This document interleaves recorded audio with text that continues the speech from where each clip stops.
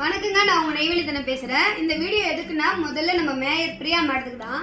ஒரு மேயர் ஆயிருக்காங்க, அது 30 வயசுக்குள்ள ஒரு திமுகவில் ஒரு பெரிய பொறுப்பு வாங்கியிருக்காங்க. அப்படியேப்பட்டவங்க ஒரு பொது இடத்துல எப்படி நடந்துக்கணும்னு தெரியாதுங்களாங்க. ஒரு எம்எல்ஏ இன்னைக்கு டிவிகேல பல்லவி மேடம் வந்து 7 நாள்ல குழந்தை பிறந்து ஒரு முத ஸ்கூல் ஃபங்க்ஷன் திருப்பிழாவுக்கு நம்மளை கூப்பிட்டுருக்காங்க.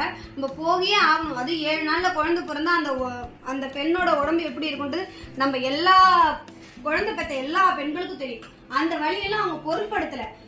ஒரு குழந்தைங்க வந்து முத ஸ்கூல் திறக்கிறாங்க, அதை வந்து சிறப்பா செலிப்ரேட் பண்ணணும். ஃபர்ஸ்ட் டைமா நம்ம ஒரு எம்எல்ஏ ஆயிருக்கோம், நம்ம போய் அதை பார்க்கணும் அப்படின்னு சொல்லி ஒரு ஆர்வத்தோட வந்திருக்காங்க.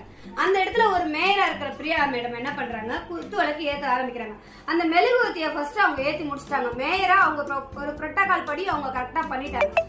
அதுக்கு சொல்றாங்க பத்திரிகைகளை, இதெல்லாம் ஒரு பெரிய மேட்டரா எதுக்கு ஒரு கேக்குறாங்க. ஏன் மேடம் நீங்க வந்து அந்த மேடத்தை வந்து பல்லவி மேடத்தை வந்து கேவலப்படுத்துற மாதிரி அசிங்கப்படுத்துற மாதிரி ஒரு விஷயத்த பண்ணீங்க, எங்களுக்கு விளக்கம் கொடுங்க. நான் அசிங்கம்லாம் படுத்தல, கேவலம் படுத்தலங்க. நாங்க புரோட்டோகால் படி நான் ஃபர்ஸ்ட் ஒரு மேயரா வந்து நான் வந்து ஏத்தினேன். அப்புறம் ஒரு ஐஏஎஸ் மேடம், அதுக்கப்புறம் அந்த மத்த ஆளுங்க ஏத்துனாங்க.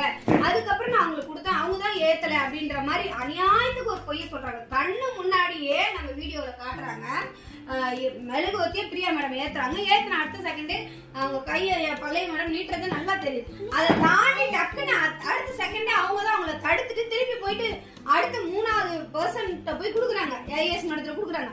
அவங்களும் இவங்களை ஏத்துன்னு சொல்றாங்க. அதுவும் அந்த வீடியோ நல்லாவே பதிவாகுது. ஆனா அதுக்கு பத்திரிகையாளர் அவங்க கொடுக்குற விளக்கம் என்ன சொல்றாங்கன்னா, 8:30 மணிக்கு ஃபங்க்ஷன், அவங்கள வந்து நாங்க வந்து வேணான்னு அவாய்ட் பண்ணியிருந்தா நாங்க முன்னாடியே எல்லாத்தையும் பண்ணிருக்க கூடாதா? ஆனா 9 மணி வரைக்கும் நாங்க வெயிட் பண்ணி அவங்க வரணும் தானே வெயிட் பண்ணோம், நாங்க அப்படிலாம் நினைக்கல அப்படின்னு அநியாயத்துக்கு சொல்றாங்க. அதே மாதிரி ரிப்பன் கட் பண்ற இடத்துல டக்குன்னு எனக்கு முன்னாடியே பல்லவி மேடம் கட் பண்ணிட்டாங்கன்னு சொல்றீங்களே, நான் கேக்குறேன், ஏன் ஒரு வாய்ப்பு கொடுக்குறாங்க. ஒரு இடத்துல வந்து நீங்க ஒரு மேயரா நீங்க தான் குத்து விளக்கு ஏத்தி வைக்கிறீங்க. அடுத்த இடத்துல அதே மாதிரி ஹட்ஸ்அப் பண்ணிட்டீங்கன்னா, அதே மாதிரி கேவலத்தை பண்ணிட்டீங்கன்னா என்ன பண்றது கூட அவங்க டக்குன்னு கட் பண்ணலாம். அது ஒன்றும் பெரிய விஷயம் கிடையாது, ஒன்றும் தவறான விஷயம் கிடையாது. அவங்க முன்னாடி கட் பண்ணிட்டாங்க, நான் பின்னாடி தான் கட் பண்ணேன் அப்படின்னு சொல்லி நீங்க எவ்வளவு ஆதங்கப்படுறீங்க அந்த ஒரு ரிப்பன் கட் பண்ண விஷயத்துக்கு. அப்படிதானே அந்த பழைய மேடத்துக்கும் ஒரு எம்எல்ஏ இருக்கிறவங்களுக்கு ஒரு குத்து விளக்கு ஏத்துற இடத்துல என்னடா நம்ம ஒரு முத வந்திருக்கோம், ஃபர்ஸ்ட் டைமா நம்மள அவாய்ட் பண்ற மாதிரி அடுத்த பர்சன்ட்ட குடுக்குறாங்க, நம்ம கையை நீட்டி நம்மள இது பண்ணிட்டாங்க. ஆனா அது அந்த பழைய மேடம் வந்து பொறுப்படுத்தல. அதான் டிவிக்கு அவங்க பாருங்க அடுத்த செகண்ட் எட்ட போயிட்டாங்க.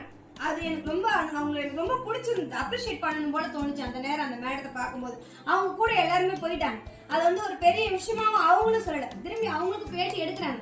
அவங்களுக்கு பேட்டி எடுக்கும்போது நாங்க அவங்கள எதுவுமே நினைக்கலங்க, விட்டுருங்க, அது பெரிய விஷயமா எடுத்துக்கல. அவங்கதான் எங்களை வந்து மெழுகுவத்தி ஏத்த விடல, நான் அது வந்து பெரிய விஷயமா எடுத்துக்கல எவ்வளவு பெருந்தன்மையா பல்லவி மேடம் சொன்னாங்க.